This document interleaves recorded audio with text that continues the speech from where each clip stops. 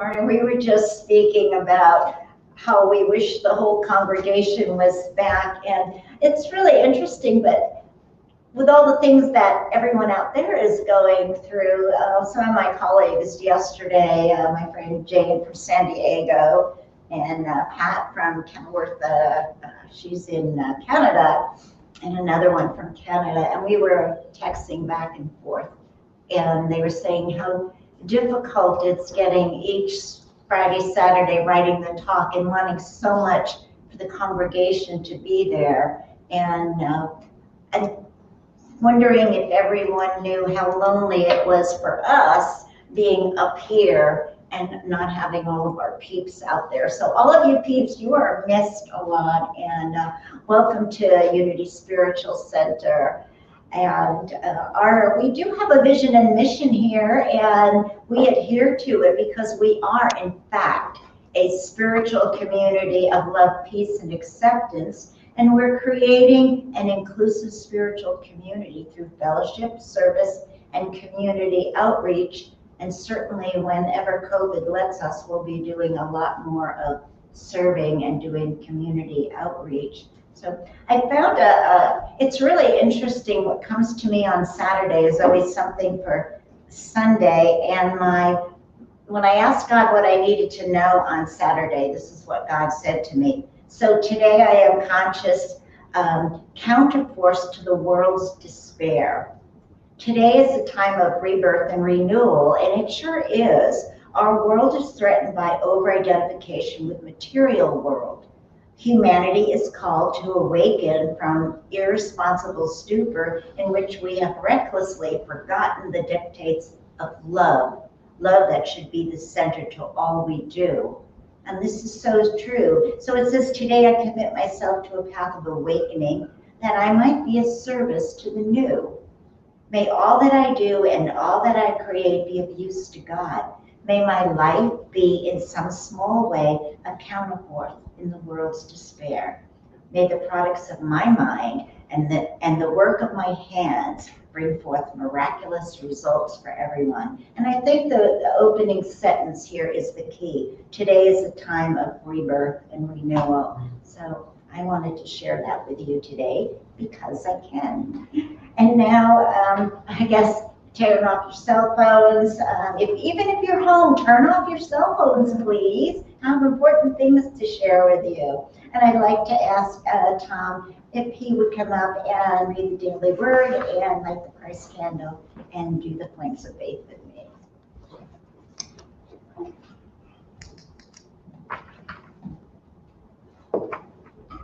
Thank you, Reverend Aubrey Lynn. The daily word for today is breathe. Without a thought or command from me, my body automatically breathes, helping to keep me alive. But when I bring awareness to the act of breathing, I don't just survive, I thrive. As air enters my nostrils, I feel this inhalation bringing with it the essence of hope and love and pure possibility, invigorating not just my lungs, but my entire being. Life energy courses through me as I pause. Within that instant, time stands still. I feel fully present.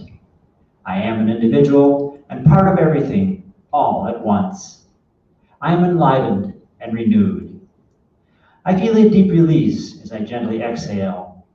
I expel the air from my lungs and feel cleansed and invigorated, ready to resume purposeful activity. And Job 33:4, the Spirit of God has made me, and the breath of the Almighty gives me life.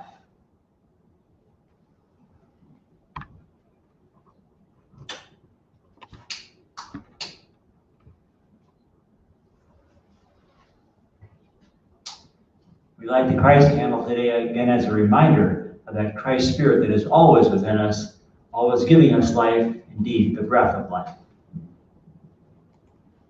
And as we begin the flames of faith, we perform this ceremony to promote the universal consciousness of life, which acknowledges that all people and all faiths, all sentient beings come from the one great universal presence, which we call spirit.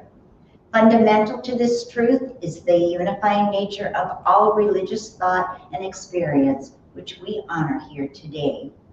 So as Tom lights the first candle, we light that candle for the Tao, honoring the universal path of harmony and equilibrium, the natural way.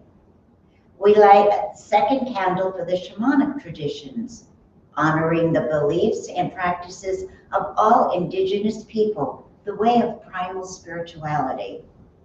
We light the third candle for Hinduism, honoring the path of knowledge, action, and devotion. We light a candle for Judaism, honoring the path of knowledge, action, honoring the ethical path of living by sacred law. We light a candle for all forms of Buddhism, honoring the Four Noble Truths and the path of compassion. We light a candle for all forms of Christianity, honoring the Christ consciousness as the path of love. We light a candle for all forms of Islam, honoring the path of submission to the will of God as the highest calling. We light a candle for the universalistic religion of Baha'i, honoring the path of unity and peace. We light a candle for all forms of new thought, honoring the metaphysical path of mental healing through the practice of universal spiritual principles. And we light the last candle for all those who are yet unaware of the power and the presence of spirit in their lives, and for the space that we are holding for them at this center, and for all religions unnamed for this ceremony. Thank you, Tom.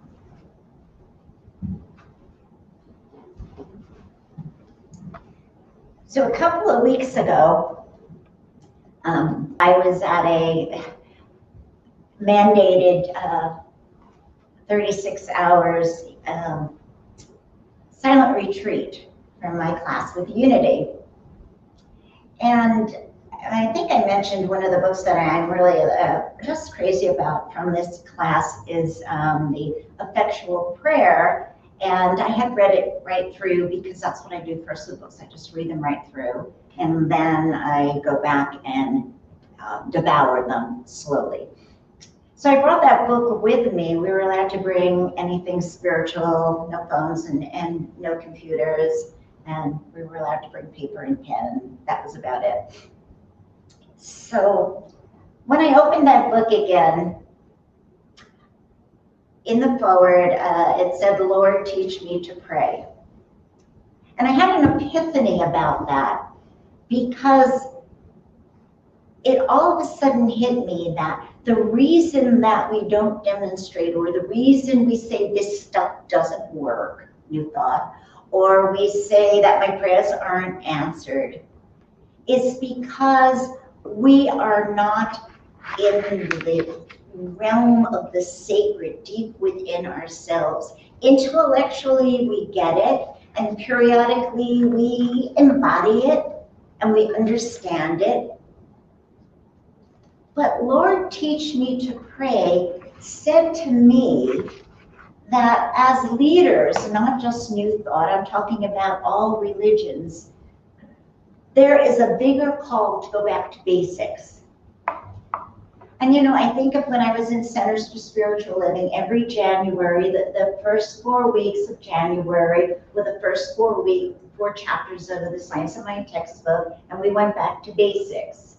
And then when I came here, I started that with the 4 levels of prayer, or the 5 levels of prayer, how Unity prepares for prayer.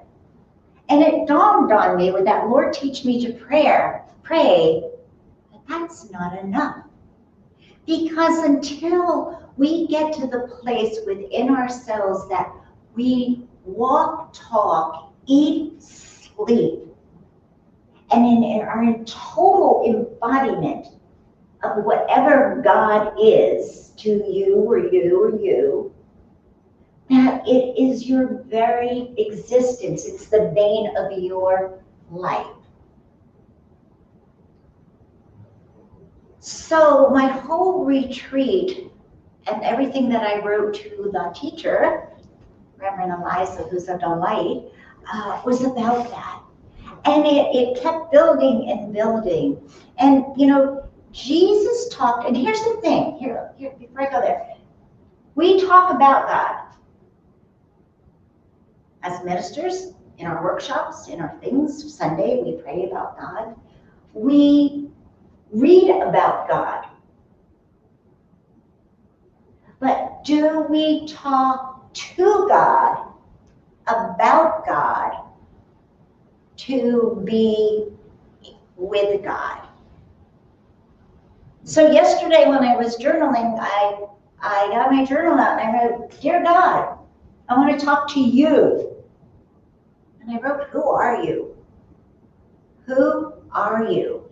And until we have like that understanding so deep within us, what that means just to us. So Jesus talked about God, to God, as God. God in me, as me, is me. Jesus talked about God, to God, as God. And we must be able to, we must want to do the same thing. And that doesn't mean that we're going to be walking around holy, pious, and self-righteous and all that. It means that our whole being is lifted, and then we can actually be in the world, but not of the world. That makes so much more sense to me now than it ever did in my whole life. So the question then remains is, how does one speak about that which cannot be said? The minute you put words to God to define, you lose God. So how do we do this? How do we do this? How do we define God? My personal God is the same God as Tom's God, but does his God make sense to me? Does my God make sense to him? And it doesn't have to.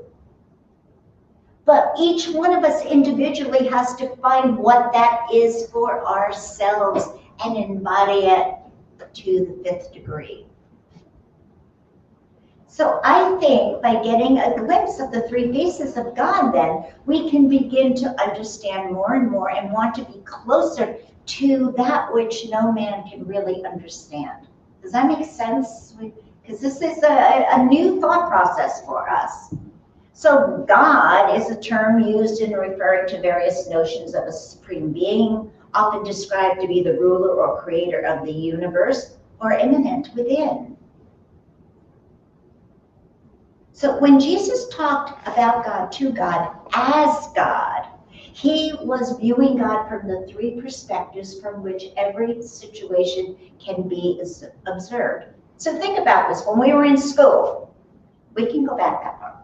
We learned in school, and the 3rd person, the 2nd person, and the 1st person. Remember, in English, we can talk about someone using the 3rd person form, such as he, she, and it, right? That's the 3rd form. We talk to someone or something using the 2nd person, such as you.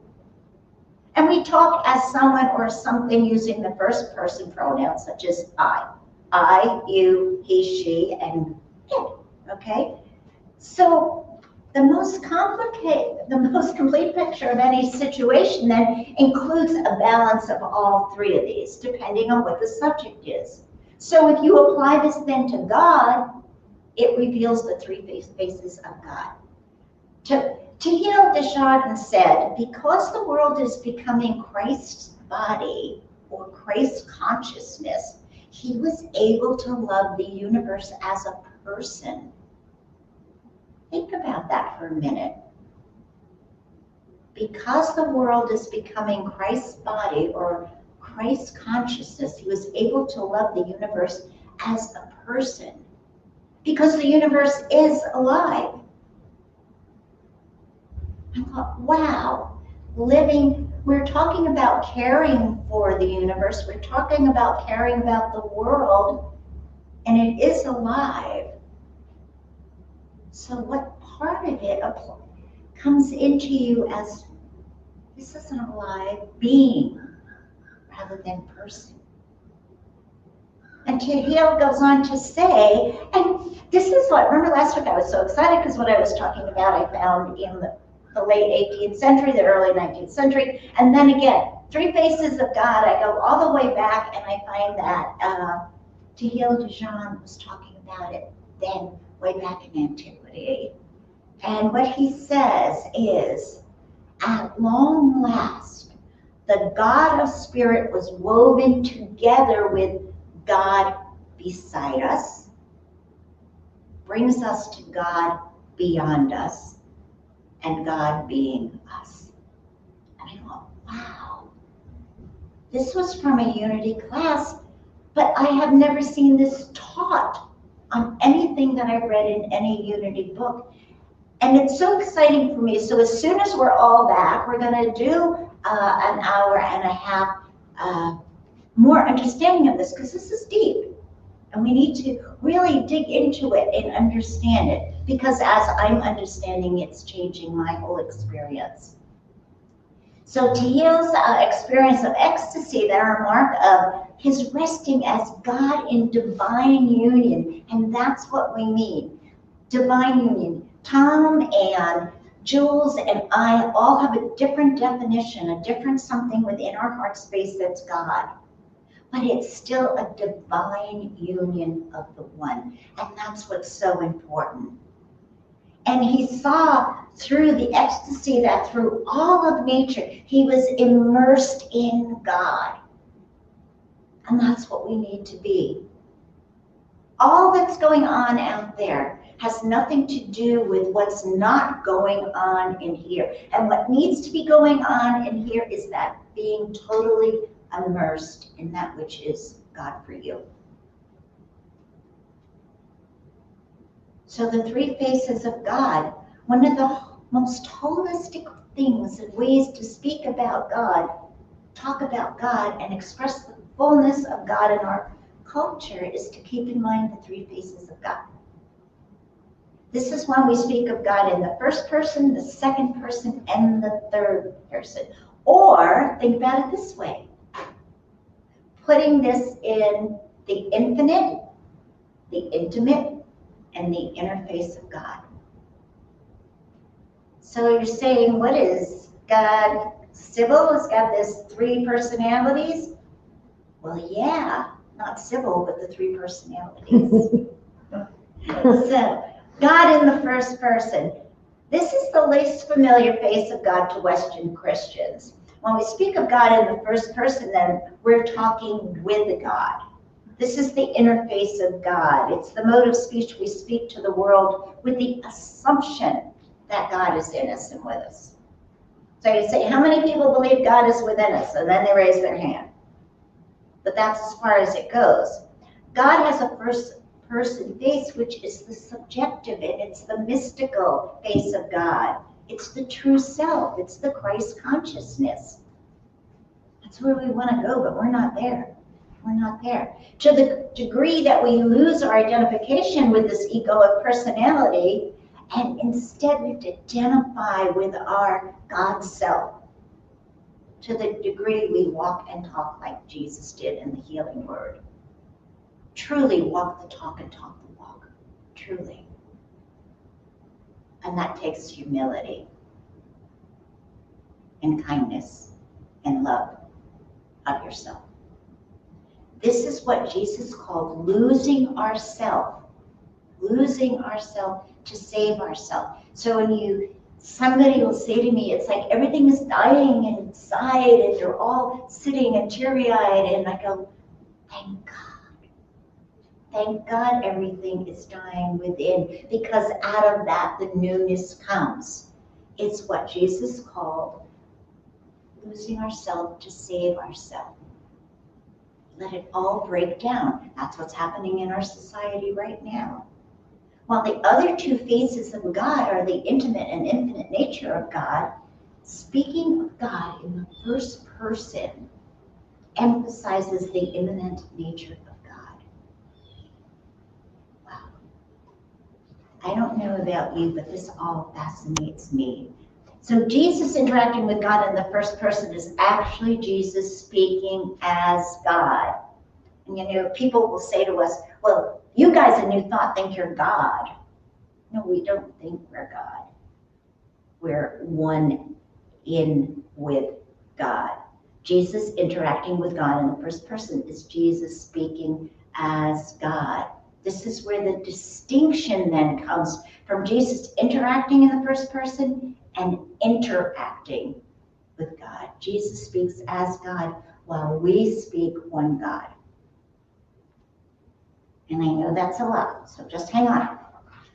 So then, perhaps this is even hinted by Jesus when he says the kingdom of God is within. He's telling us that it's there. So Jesus acknowledging then the kingdom of God is within while never making the claim that humanity and God are indistinguishable. I got that out. So the driving question for the first face of God is this. Is your God close enough?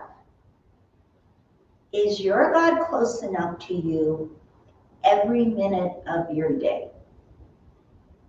Is your God close enough? So no matter what you're doing, no matter what's going on, there's that peace that passes all understanding. Is your God close enough?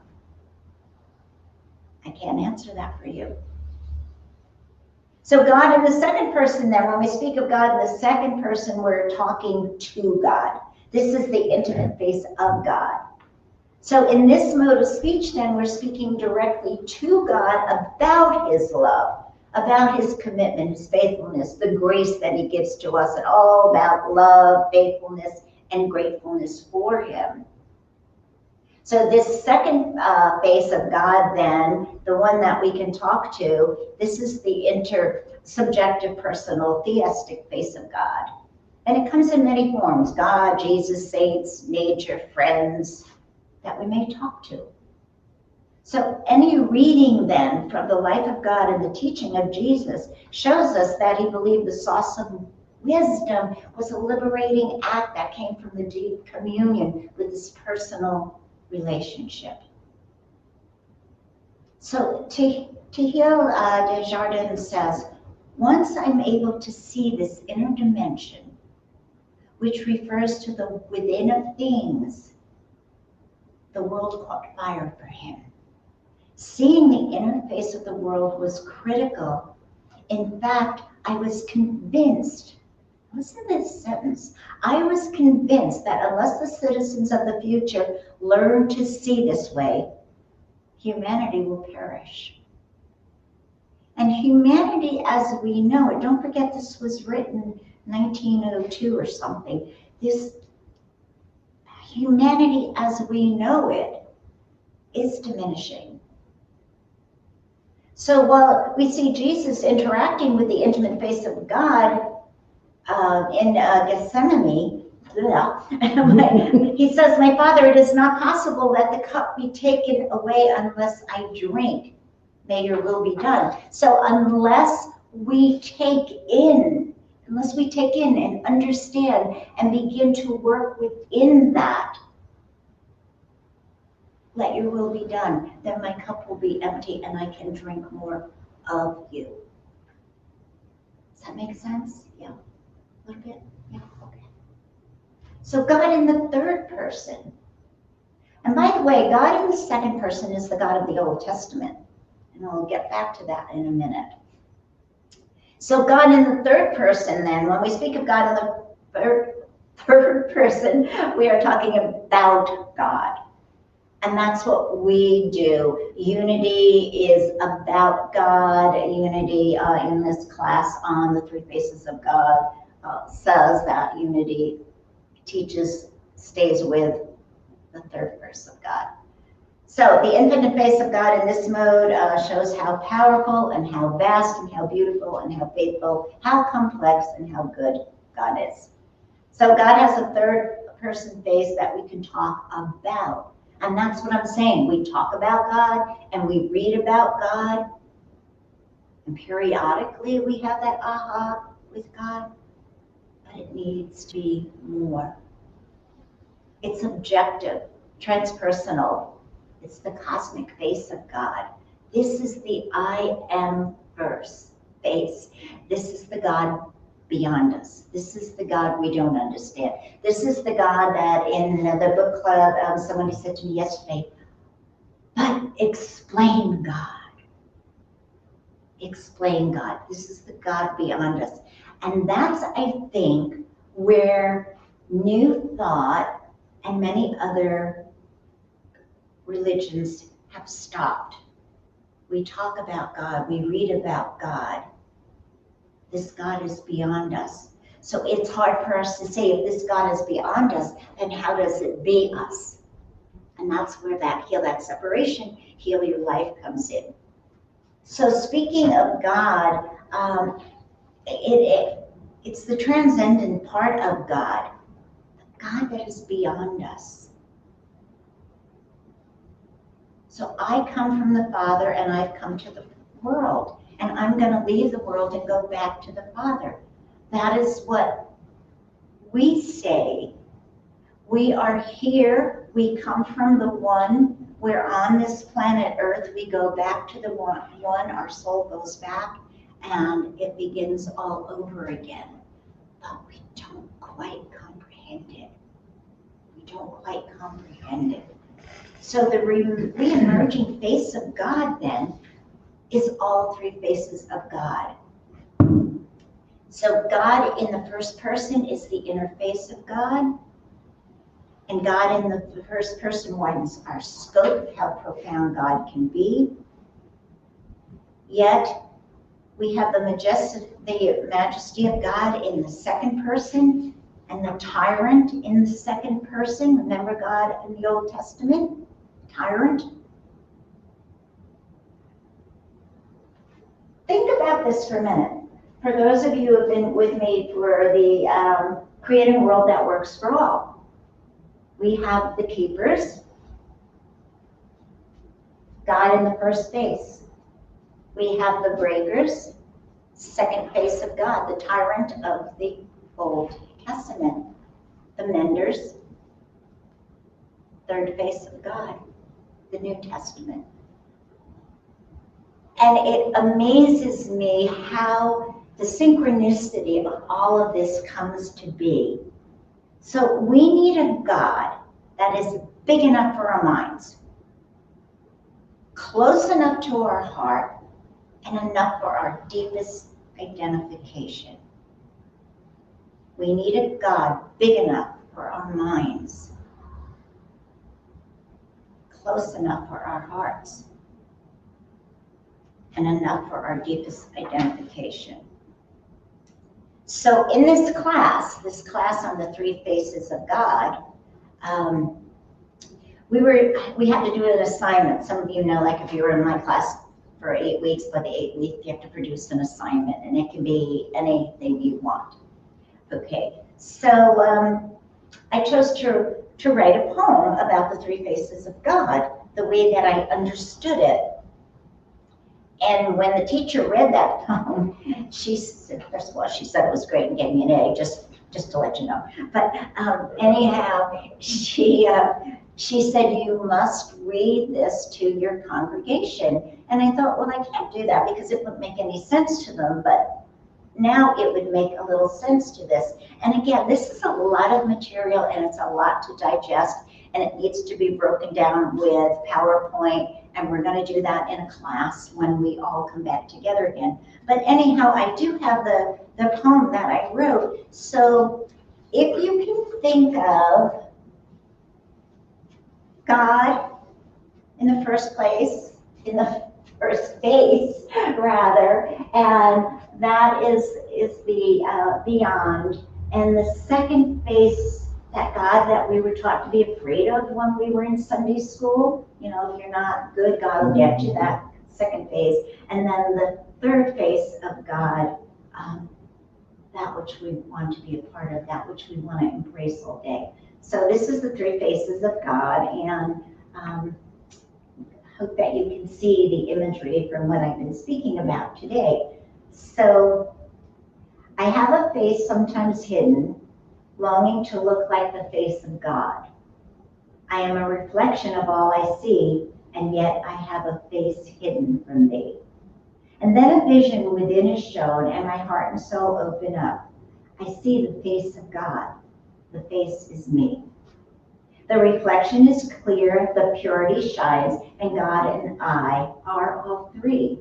The gifts of life are in this face that shines bright. A face, one, is joy to me. The inner face no longer becomes a shining north star. God in me as me, so I no longer hide from the world I see. It used to be me, the child begging to thee. The question, can you help? Do you hear me? It is true you live in the sky and do not care and do not even know or see. Do you judge and punish? Oh my God, this face of God is scary. You drove me away, turned my fragile soul astray. Why pray? I'm not good enough anyway. You killed my ego, it's true, but you killed my love for many a day. Your second face was the face within me, hidden away. And I find a feeling of such joy, there are no words to say thee. I see your face in all things. Beauty surrounds me, peace enfolds me, and your love lives inside of me. The feeling of safety, love, divine possibilities, awakening in the child in me to look out and to be free. My spirit shines my face to the sun, the gift of life, glorify my presence, heighten my awareness, and tell me I am part of the sun. The universal presence, a baby's life, the energies of plants and trees, all of you, my God, lives inside of these. My face I no longer hide, for I have found peace in the face of three. I know my life encompasses all. I build into my awareness balance, spiritual awareness, and love, for all faces of me are interconnected with thee. So that is my summary of being in awe of God, being afraid of God, and being in part of God. And again, it's something that has awakened a new spirit within me, wants to go deeper and find ways to impart that and get you guys, all of you guys out there in life spirit and those that are here with me today into that place. So I want to thank you for allowing me to share that with you today, because this was very important to me. Thank you. Thank you. Thank you, Danny. Danny's clapping. Thank you, Danny. Okay. So, again, thank you for all of you who have been sending in and supporting our spiritual financial accounts so that our doors stay open. And if you just would do with me the offertory prayer, the love of God inspires me to give in a spirit of generosity. I give with love and joy to ensure the growth of this ministry and this unity center. And so it is. Thank you, God. And we do have a few announcements today. Again, as you know, Renee and I have actually created a book that is on sale for in Amazon. And if you do purchase it from Amazon, please do a review, because reviews are so important to us. And then if those of you would like to stop in, several of you have, because you want the book signed, we have them in the center as well. So thank you for all your love and support on this project from me and from Renee.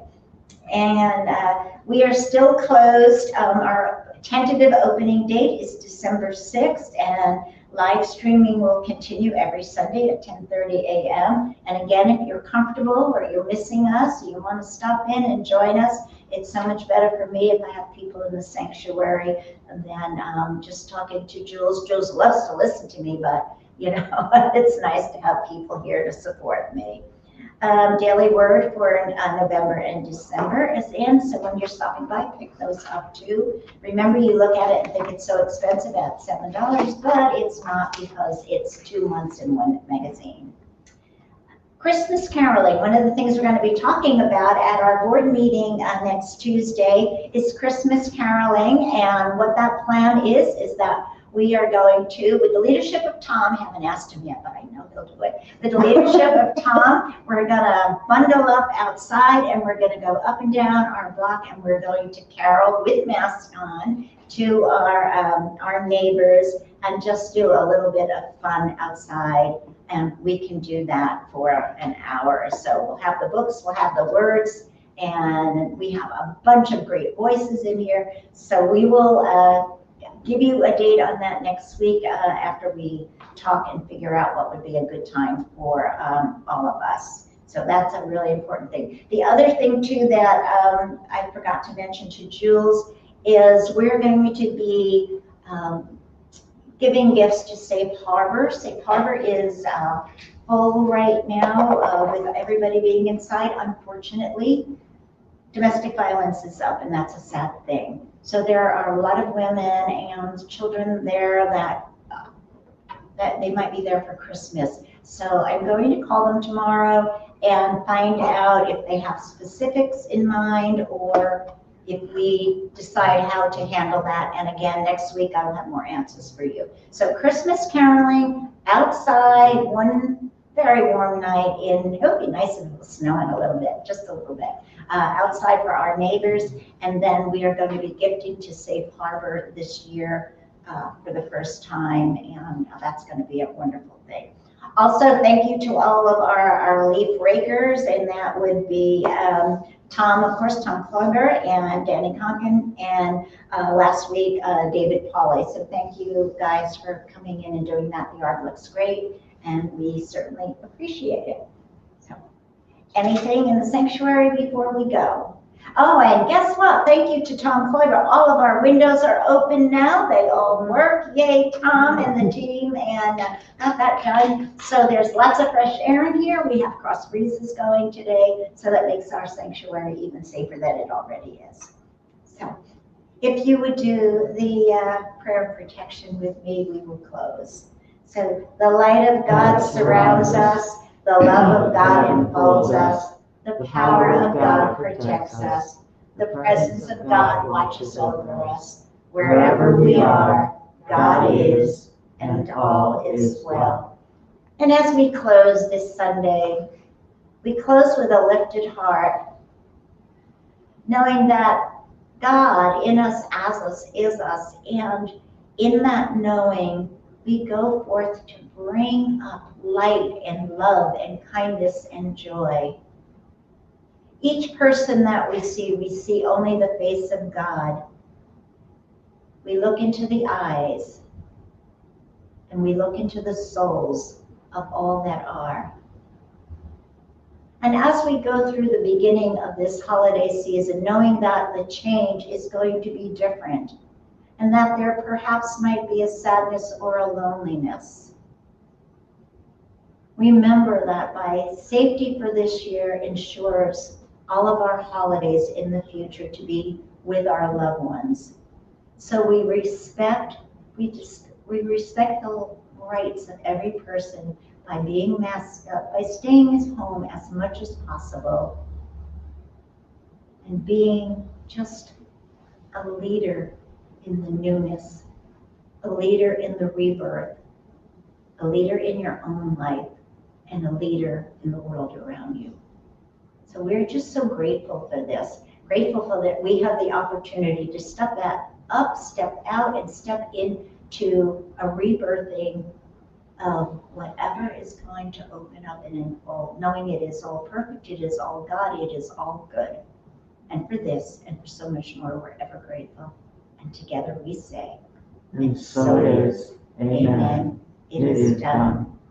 So goodbye, everyone. We'll see you next week. Thank you for being with us, and God bless. Stay safe and mask up.